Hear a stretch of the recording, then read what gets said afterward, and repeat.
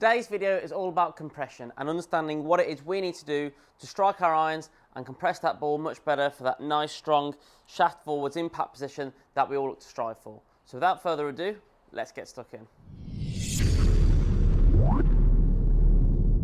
In today's video, we're going to discuss a drill, and we're not just going to jump straight to the drill, but we're going to slowly break the drill down and discuss the 3 key elements in order for you to not only understand the drill, but incorporate the drill as part of your practice so that you can do a better job of improving your iron play. Component number 1 is concept of strike. So how do we get this golf ball from the floor into the air?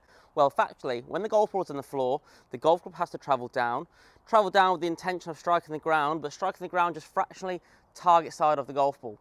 So by doing so, we're going to connect with the golf ball first, we're going to squeeze or compress the golf ball off the club face, and that is how we're going to achieve our launch. So if we are on a grass driving range, you can grab yourself a tee and pop it down, placing the golf ball just a thumb's width or so behind the ball. That's a really good way for you to begin your intention of strike. So if I'm standing up to the ball just behind that tee and I'm looking to bruise and compress that tee, then that is me training up that idea of a downwards moving golf club so that I can compress the golf ball. If you're on the mat, you can grab yourself a regular piece of chalk, draw a nice big line down, and again, place that ball just fractionally behind that line, trying to bruise that line from there. Noticing that terminology of bruising, we're not looking to brush it, and when we say down, we're definitely not looking to hit vertically down, excavating the ground and digging that leading edge into the ground. Use your ear to begin with. Can I try and get the bottom of the golf club bruising off the turf, bruising off the ground? And if I can do that in the correct place, so in this instance on the tee, then I'm in a really good spot from there. Component number 2 is the flat left wrist position coming into impact and how that relates to appropriate shaft lean at impact. Again, helping you to compress and squeeze that golf ball off the club face. So when we're doing this drill and we're learning to bruise the tee or bruise the chalk line, we are now looking to do that in a position whereby I can finish with a nice flat left wrist. You'll notice how the golf club will finish quite low down to the ground. Again, I would encourage you to do most of these at 1/2 to 3/4 speed anyway, so this is going to help you to achieve that.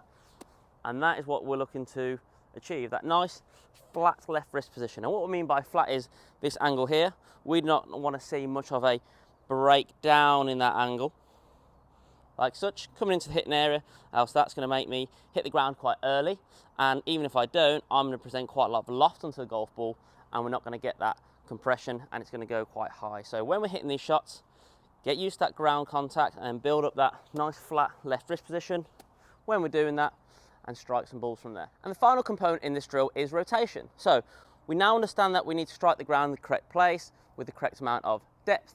We know that presents shaft lean. When doing so, I need that nice flat left wrist position coming into the golf ball, but I can't just simply hope to hold that flat left wrist position and come through, because more often than not, that's going to encourage me to want to break down. So how do I present the golf club onto the golf ball wanting that position? I'm going to add an element of rotation into the golf ball so that my arms turn into more of a catapult through the hitting area and my wrist position can stay nice and passive through the hitting area from there. So a really good way to think about this is when we get into that nice abbreviated kind of follow through position, we're looking for our belt buckle to be finishing towards the target.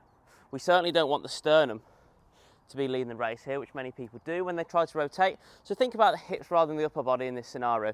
Allow the lower body to lead by the belt buckle finishing towards the target, and we're going to have that nice flat left wrist position when we're doing that. You can notice how the club's going to finish nice and low, and that ground contact's going to be nice and compressing from there. So let's try and hit one. So what am I trying to do? Well, I've got the golf ball just a thumb's width or so behind the tee, as you can see there. My intention is to bruise that tee, but I want to do that in a way where I'm rotating the hips with a nice low flat left wrist position through the hit and turn. Let's give that a go.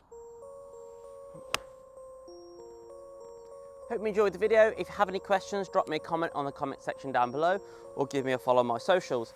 For any online or individual coaching, drop me a follow on the SKILLEST app, search David Atkins and drop me a line from there. But until next time, catch you on the next one.